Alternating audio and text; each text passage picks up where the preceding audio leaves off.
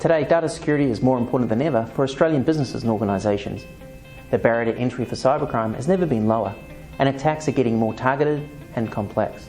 Because of this, business IT departments face a lot of challenges when it comes to protecting their customers, critical data and IP.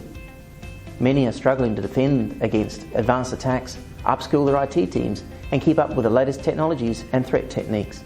But the main challenge, however, is that despite all of the large-scale attacks we've seen, many businesses still don't realise the risks they face. Our 2015 eCrime survey found that a quarter of Australian security professionals feel powerless to prevent attacks, and an even larger number don't think their business would be affected by data loss. It's hard to believe how security professionals can think this, particularly given the recent rise of attacks in Australia.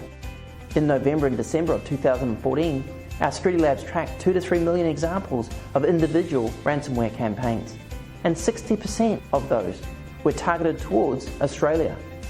Given the number of security threats out there today, businesses can no longer afford to ignore the risks.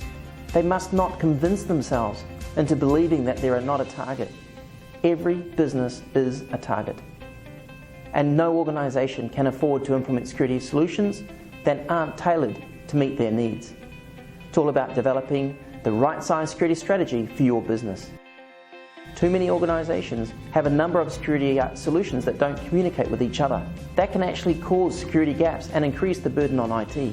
Often they've overinvested in inbound controls, keeping the bad stuff out, and underinvested in outbound controls, keeping the good stuff in. Security architectures were traditionally built with the perimeter in mind, having walls and moats in place to protect that data. But with the rise in mobility and cloud technologies, more of that data is living outside of those perimeters. Businesses that focus solely on keeping the bad stuff out only have a partial security strategy, particularly with the growing number of insider threats. There's no silver bullet out there for cybercrime. And of course, every organisation is different.